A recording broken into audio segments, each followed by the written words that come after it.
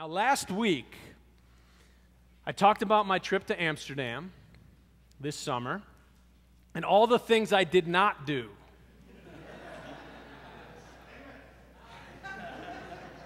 This week, I want to come clean about some of the things I did do. If that's all right with you. The reason is, as we heard the late Catholic priest John O'Donohue wrote, that though the human body is born complete in one moment, the birth of the human heart is an ongoing process.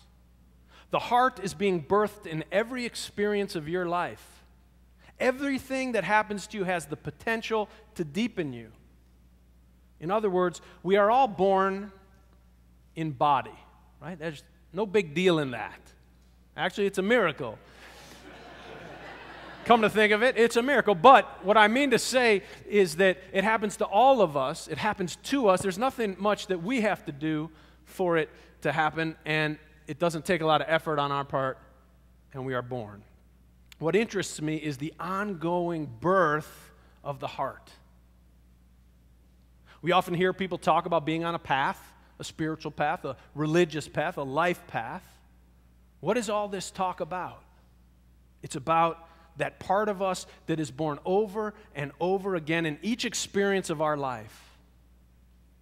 When I used to hear Christians say that the Father created me, and in the Son I was born again in spirit, I used to take this very literally, and I couldn't relate to it. But when I realized that we are all born into this life through a great mystery, call it God or evolution or both, either way, it is an incredibly mysterious and miraculous thing that we are born into this world at all. And then, through the course of our lives, we have this kind of second birth or second creation, what I'm calling the birth of the heart. Now, I could see how a Christian is born again in Christ, meaning in part that she was born the first time into the body like all creatures, but then her heart learned to love through the life and the teachings and the ministry of Jesus. Now, I don't think it happens in one moment, in one service, in one altar call, but rather that it's the work of an entire life. I also see how a Jew could have his second birth in Moses and the prophets. I could see how someone from India could have a second birth in Krishna or in Brahma. I can see how a Buddhist could have his heart cultivated through the teachings of the Buddha, and a Muslim through Allah, and others through the great teachers and philosophers and ethicists of all times. And on, because the body is all born at once, but the birth of the heart is the labor of a lifetime. Learning to love is our essential purpose, and learning that I am lovable. That's why we're here, to learn how to love and to be loved. All the money in the world, the biggest house, the best education, none of these can teach us how to love or be loved. We're all equal in that. Now, this is a big lead up to my confession about what I did in Amsterdam. I begin with a personal story, but I'm imagining that it might allow you to reflect on your own story. I only had 36 hours in Amsterdam this summer, so I rented a bicycle and I rode all over different parts of the city. Every once in a while I would pass, under a bridge or an underpass or along a wall, and I would see all these posters plastered to the wall, concert posters, all these great bands and different folks who were coming in to sing and play in Amsterdam over the summer. And I thought to myself, hey, maybe I can find there'll be a show tonight, the one night that I'm in Amsterdam. I can go and hear a concert. That'd be fun. So I looked, and sure enough, there was. Now, it wasn't classical music, and it wasn't blues or jazz or rock and roll or hip-hop. Have you ever heard of the pioneers of punk music, a band called the Sex Pistols?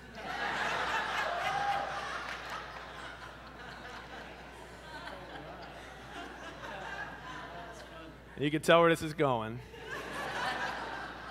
They were an incredible music group back in the late 70s, but they were incredibly controversial back in the late 70s. Some of you remember. And to this day, they're considered one of the most influential bands in popular music history. The lead singer went by the name of Johnny Rotten. You might have heard of him. The bass player, who died of a heroin overdose, unfortunately, was named Sid Vicious. They were infamous in their time for their concerts breaking into total mayhem and pandemonium. They touted anarchy, anti-conformity, anti-authoritarianism, and religious irreverence. They were known for being foul-mouthed, disgusting, rude, and violent. Well, as I was looking at the concert posters around Amsterdam, I saw that Johnny Rotten was going to be playing that evening with his band PIL in the Paradiso Theater in the center of Amsterdam. Now, the Paradiso is an old converted church, still has stained glass windows up in the front, and they've converted it into a concert hall. No seats on the floor, just a wide open floor with some balcony seating. And if, I was only in Amsterdam a short time. If I was going to go to church, this was going to be my only opportunity.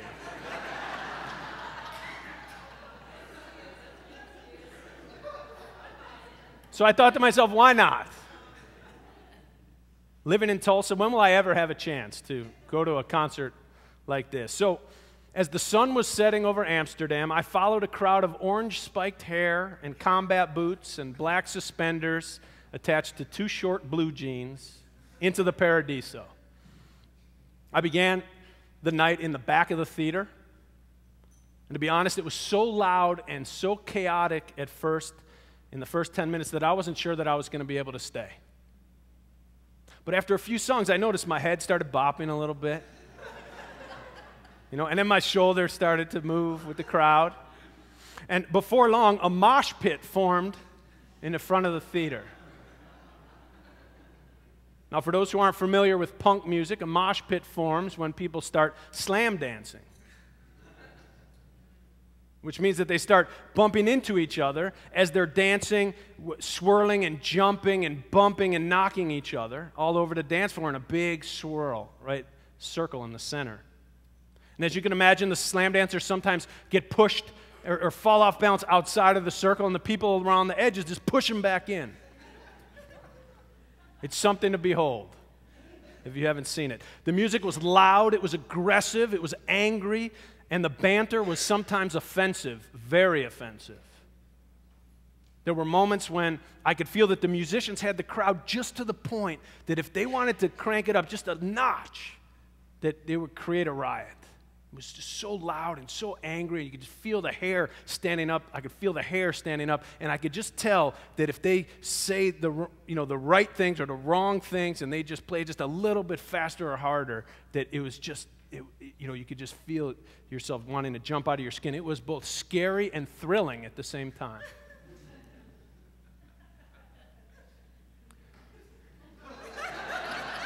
Were you there? No, so I decided to trust the musicians, though, that they were not going to take it, past that point of no return. And so I began to enjoy the incredible energy and the rhythm of the dancing and the music that was around me. And before too long, I found myself drawn to the mosh pit like a moth to a flame.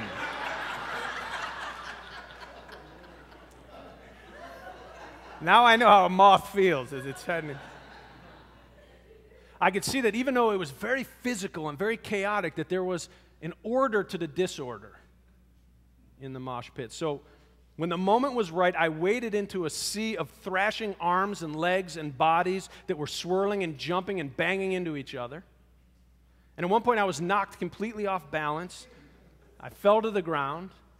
And just as I was thinking I was about to get trampled, seriously, by this exuberant crowd that had no idea that I'd fallen, I noticed that 3 sets of arms reached down and helped pull me up immediately. Within seconds, I was saved, I was back on my feet, and I was back on the dance floor.